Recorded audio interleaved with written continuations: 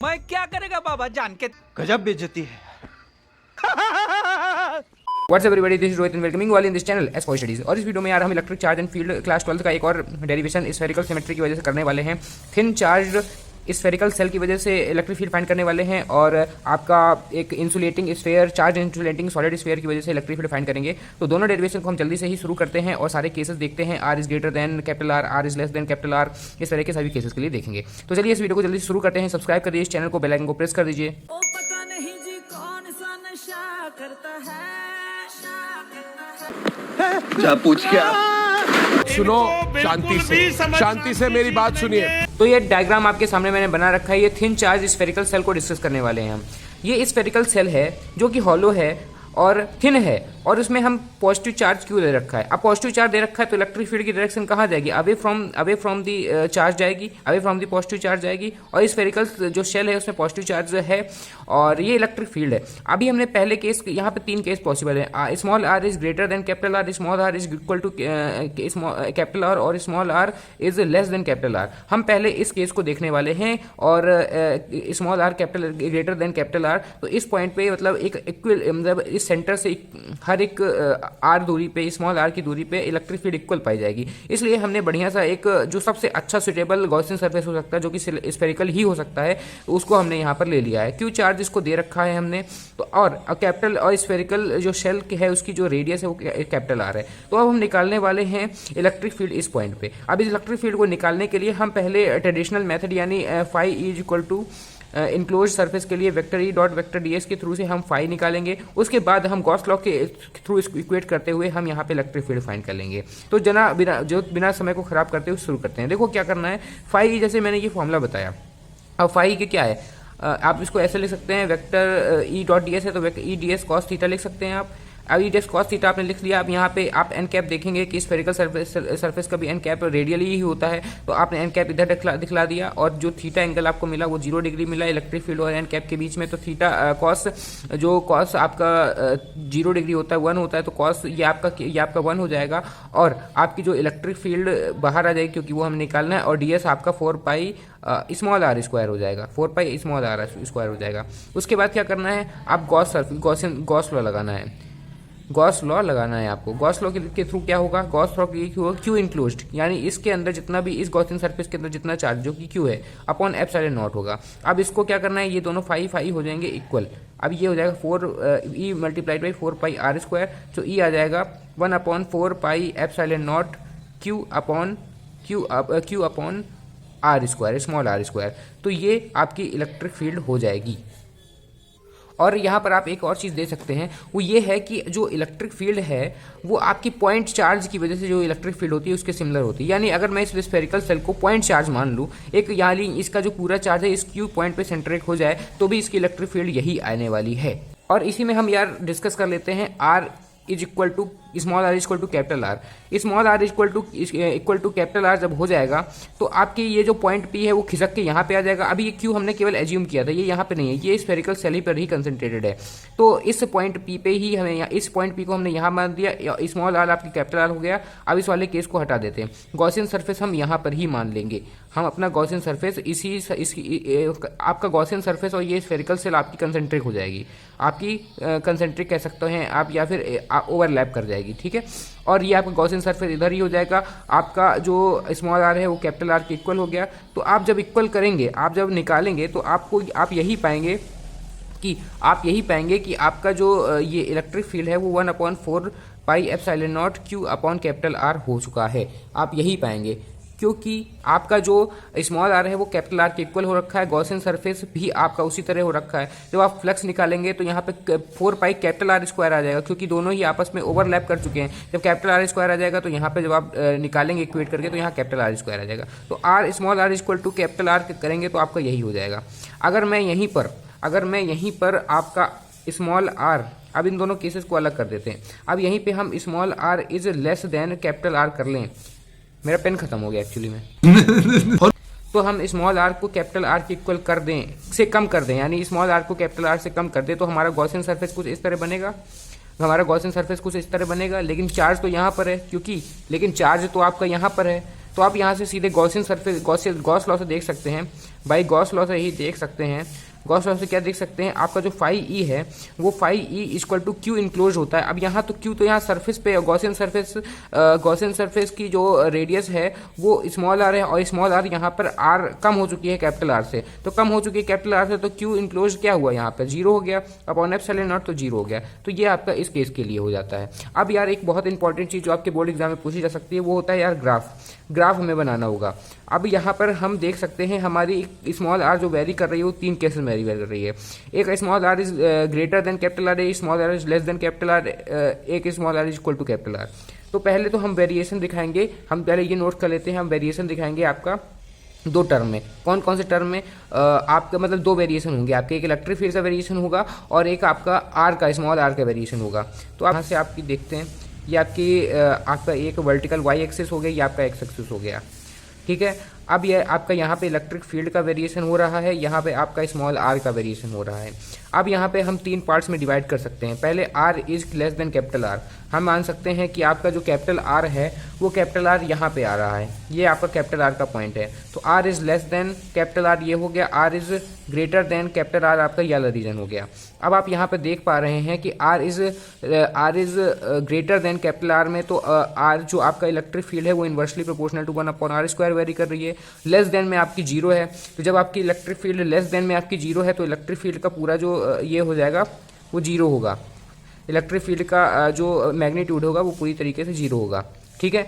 अब यहाँ पे आप देख सकते हैं कि आपका जो इलेक्ट्रिक फील्ड है क्या बोलते हैं, इलेक्ट्रिक फील्ड इस पॉइंट पे यानी पी पॉइंट पे, यानी ऐसे जब r is equal to capital R हो जाता है तो इस पॉइंट पे आपकी इलेक्ट्रिक फील्ड का जो मैग्नीट्यूड होता है वो ये हो जाता है। अब इसके बियॉन्ड जाएंगे तो r² बढ़ता चला जाएगा, तो इलेक्ट्रिक फील्ड कम होती चली जाएगी, इनवर्सली प्रोपोर्शनल टू 1/r²। तो r is equal to capital R में इलेक्ट्रिक फील्ड का मैग्नीट्यूड मैक्सिमम होगा, तो r is equal to capital R में इलेक्ट्रिक फील्ड का मैग्नीट्यूड क्या हुआ, मैक्सिमम हो गया, इलेक्ट्रिक फील्ड क्या हुआ, मैक्सिमम हो गया। थोड़ा सा इसको डार्क बना देते हैं, और एग्जाम में भी आप थोड़ा सा दो पेन का यूज करिएगा, मेरा पेन खत्म हो गया, सॉरी फॉर दिस। और फिर यहाँ पर आपको क्या करना है, इन्वर्सली प्रोपोर्शनल है तो आपको यहाँ पर ये वाला ग्राफ बना देना है ऐसे, for r is greater than capital R, क्योंकि जब आर बढ़ता चला जाएगा तो इलेक्ट्रिक फील्ड का मैग्नीट्यूड बहुत कम हो जाएगा क्योंकि ये इन्वर्सली प्रोपोर्शनल हैं, ठीक है। तो अब हम बढ़ते हैं आपका यूनिफॉर्मली चार्ज इंसुलेटिंग स्फीयर की तरफ। मस्त सो जाता हूँ। अब भाई यार ये देखो, तुम्हारे पास एक charge uniformly charge insulating sphere, insulating मतलब कि ये कंडक्टिंग नहीं है, किसी मेटल का नहीं है, आप ये समझ सकते हैं। Electric field due to uniformly charge insulating sphere है ये, ठीक है। इसके अंदर जो पूरी तरीके से यूनिफॉर्म चार्ज है वो क्यू दे रखा है, हमने क्या दे रखा है, क्यू दे रखा है, स्मॉल क्यू दे रखा है। अब इसके अंदर जितना चार्ज है उनकी वजह से हम इलेक्ट्रिक फील्ड फाइंड करनी है। हम कंडीशंस ले लेते हैं, आपका r is greater than capital R, आपका r is equal to capital R, आपका r is less than capital R, ठीक है। तो ये 3 कंडीशन ले, पहली कंडीशन हमारी ये है और दूसरी कंडीशन फिर देखेंगे। तो अब बात आई है, हमें इस पी पॉइंट पे इलेक्ट्रिक फील्ड निकालनी है, और हमने अब ये स्फेरिकल सिमेट्री है तो फिर से हमने एक स्फेरिकल गॉस लॉ ले रखा है। आपकी जो स्फेरिकल जो आपका सेल आपका जो इंसुलेटिंग सॉलिड स्फीयर दे रखा है उसको हमने उसकी रेडियस हमने कैपिटल आर दे रखी है। अभी हमें पी पॉइंट पे इलेक्ट्रिक फील्ड फाइंड करनी है जो कि आर डिस्टेंस पे है। तो अब क्या करेंगे, फिर से हमें एक गॉस लॉ ले ही रखा है, तो हम पहले फ्लक्स निकालेंगे। यहाँ पे इलेक्ट्रिक फील्ड आपकी रेडियली ही जाएगी, आप देख सकते हैं, आप रेडियली ही जाएगी आपकी इलेक्ट्रिक फील्ड, और पॉजिटिव चार्ज रखा है इसलिए अवे जाएगी, और नेगेटिव चार्ज में आपकी इलेक्ट्रिक फील्ड इन्वर्स आती है, रेडियली ही आती है, रेडियली ही जाती है इस तरह के केसेस में। तो अब आपको क्या निकालना है, फ्लक्स निकालना है। सेम उसी तरह करना है, vector D dot vector D S है। आप यहाँ पे देख सकते हैं एन कैप यही आपका रेडियली ही जाता है जो आपको थीटा एंगल को 0 कर देता है। तो आपका यह आपका आ जाएगा कॉस थीटा, तो आपका 1 हो जाएगा, तो आपका ये ई डी एस हो जाएगा। अब डी एस का एरिया क्या लिखेंगे आप, 4 पाई स्मॉल आर स्क्वायर रखेंगे। आपका ये फाई हो गया, अप्लाइंग गॉस लॉ हो जाएगा। तो फाई क्या होता है, क्यू इनक्लोज जो कि आपका क्यू है अपॉन एप्सिलॉन नॉट जो कि है ई मल्टीप्लाई, इक्वेट कर देंगे हम डायरेक्टली यहीं से। तो आपका ई आ जाएगा 1/4 pi epsilon naught Q upon are square. तो फिर से आप देख सकते हैं कि ये फिर से एक पॉइंट चार्ज वाला फॉर्म आ गया, पॉइंट चार्ज वाला फॉर्म हो गया। मतलब कि अगर इस पूरे चार्ज को आप पॉइंट पे भी कंसंट्रेट कर देंगे तो भी आपकी इलेक्ट्रिक फील्ड यही आने वाली है। आपकी इलेक्ट्रिक फील्ड यही आने वाली है। अब हम दूसरा केस देखते हैं, कौन सा केस हो सकता है, आपकी r is equal to capital R हो सकता है। आपका r is equal to capital R हो जाएगा, तब क्या केस बनेगा। तो आपका r is equal to capital R हो जाएगा तो फिर से मैं कहता हूँ इसकी जो बाउंड्रीज है ना इस स्फीयर की और इस गॉस लॉ की जो बाउंड्रीज हैं वो आपकी कोलैप्स कर मतलब कि आपस में ओवरलैप कर जाएंगी और पी पॉइंट आपका इधर आ जाएगा खिसक के। तो आपका जो जैसा कि पिछले केस में हुआ था चेंजेस केवल इतने होंगे, वो E equal to 1/4 pi epsilon naught Q upon capital R square हो जाएगा। ऐसा इसलिए होगा क्योंकि r small r equal to आपकी कैपिटल आर की इक्वल हो जाएगी। तो ये आपका दूसरा केस भी इसी की तरह समाप्त हो जाएगा।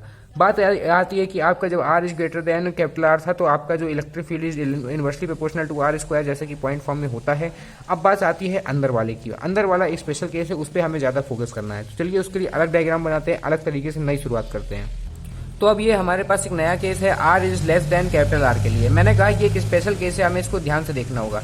हमने यहाँ पे एक गॉसियन सरफेस मान रखा है r less than capital R से, तो अब कितना भी कम हो सकता है, कम होगा बस कैपिटल आर से, तो हमने इतना कम मान रखा है। देख सकते हैं आप, हमने गॉसियन सरफेस मान रखा है। पहले केसेस में क्या था कि जो आपका चार्ज था, पहले आप कंडक्टिंग सॉलिड स्फीयर लेते थे तो आपका चार्ज जो होता है वो आपके सरफेस में रिसाइड हो जाता है, थिन लेते हैं तो सरफेस पे ही रहता है। अब यहाँ केस है इंसुलेटिंग, यानी एक ऐसा मतलब नॉन कंडक्टिंग, तो जिसके अंदर चार्ज हो सकता है। तो यहाँ पे एक यूनिफॉर्मली डिस्ट्रीब्यूटेड चार्ज हमने क्यों दे रखा था। अब ये अंदर, अब यहाँ पे बात ऐसी है ना, बात ऐसी है कि जब हमने R greater than capital R और R equal to capital R ले रखा था तो उसके अंदर चार्ज क्यों ही था, क्योंकि गॉसियन सरफेस इस बाउंड्री इस कैपिटल आर के इक्वल और उससे ग्रेटर था। लेकिन इस केस में क्या है कि जो आपका आर है वो कम हो चुका है। यहाँ पे पहले चार्ज क्यों था, क्योंकि जितना चार्ज अभी इस गॉसियन सरफेस के बाहर है वो तो गॉसियन सरफेस के अंदर नहीं है ना, जो आपके बाहर है। अब उस चार्ज को हटा देंगे क्योंकि गॉसियन लॉ की प्रॉपर्टी है यार, वो अपोजिट थोड़ी रह जाएगा। प्रॉपर्टी है कि जितना चार्ज उसके अंदर उसी चार्ज का महत्व है, बाकी सभी का चार्ज का महत्व नहीं है। तो भाई इसका हम अंदर वाले चार्ज का मानते हैं क्यू डैश, समझे, अंदर वाले चार्ज जितना भी रिसाइड है उसको क्यू डैश मानते हैं। अब इसको हम क्यू डैश को फाइंड कैसे करेंगे, क्यू डैश को फाइंड करना ही बड़ा टास्क है, उसके बाद तो सब कुछ आसानी से आ ही जाएगा। तो कैसे फाइंड करेंगे, तो हम पहले मानते हैं कि आपकी वॉल्यूमेट्रिक चार्ज डेंसिटी आपकी रो हो जाती है, आपकी वॉल्यूमेट्रिक चार्ज डेंसिटी आपकी रो हो जाती है। अब ये वॉल्यूमेट्रिक चार्ज डेंसिटी रो है तो आपका क्यू जो आपका चार्ज हमने दे रखा है पूरे स्फीयर में, Q upon 4/3 pi capital R cube हो जाएगी, मतलब टोटल चार्ज अपॉन जितना भी वॉल्यूम है। तो अब आपकी रो हो गई। अब हमें क्यू डैश निकालने के लिए हम इसी क्यूब में 4/3 पाई कैपिटल आर क्यूब में मल्टीप्लाई कर देते हैं इस छोटे से जो हमने गॉसियन सरफेस मान रखा है उसका वॉल्यूम। तो 4/3 पाई स्मॉल आर क्यूब कर देंगे, ये आपका पूरी तरीके से कट जाएगा, आंसर आ जाएगा Q small R cube upon capital R cube. Q dash आ गया, ये जो इंपॉर्टेंट था वो आ गया, जो इंपॉर्टेंट था वो आ गया। अब क्या करना है, अब करना ये है कि फ्लक्स फिर से निकालेंगे हम। फ्लक्स इस गॉसियन सरफेस के थ्रू जाने वाला है, रेडियली जा रही है एन कैप। इस बार मैंने थोड़ा टेढ़ा बनाया ये बताने के लिए कि आप इधर देख लेते हैं तो चलो ठीक है। अब ये बताने के लिए कि रेडियली ही जाएगा, कहीं आप ऐसे ना बना दें। तो अब फाई इक्वल होगा vector E dot vector D S vector form में।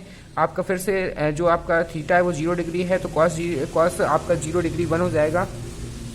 तो आगे बढ़ते हैं, आपका यहाँ पर ई बाहर आ जाएगा और डी एस का आप जब आप इंटीग्रेट करेंगे, जब आप ds को इंटीग्रेट करेंगे तो आपका 4 पाई स्मॉल आर स्क्वायर आ जाएगा। अब आती है गॉस लॉ की बात, GAUSS गॉस LAW लॉ। तो आपका गॉस लॉ लगाएंगे तो phi equal to Q enclosed कितना है, Q small r Q upon capital R cube multiplied by epsilon naught. अब दोनों को आपको इक्वल करना, E equal to 4 pi are square. अब 4 पाई आर स्क्वायर, तो आर स्क्वायर से आर क्यूब को काटेंगे तो आर बचेगा, तो आपका ई आ जाएगा Q upon 4 pi r cube epsilon naught r. ये आपका मेन आपका जो आंसर बचेगा। लेकिन अभी हमने केवल मान लिया है, देखिए अभी देखिए इसमें कुछ थोड़ा सा इसको अच्छी तरीके से एक ऑर्गेनाइज्ड फॉर्म में रखते हैं। 1/4 pi epsilon naught Q small r upon capital R cube, ये फॉर्म है। अगर आप इसको बेसिकली देखेंगे तो ये हम इसको अच्छी तरीके से देख सकते हैं कि आप बात ये है कि हमें ये भी देखना होता है कि आपकी कौन सा क्या किसके प्रोपोर्शनल है। जैसे कि हमने ऊपर वाले केसेस में देखा था कि E is inversely proportional to 1/r square था, क्योंकि पॉइंट फॉर्म वाला केस निकल के आ रहा था। अब यहाँ पे हम देख रहे हैं कि E is directly proportional to r है। तो अब इसके लिए भी हमें ग्राफ बनाना होगा तीनों कंडीशंस को लेते हुए। तो हम ग्राफ बनाने के लिए लिखते हैं, हम एक, तो पहले हम ऑर्गेनाइज तरीके से हम एक्सप्रेशंस लिख लेते हैं।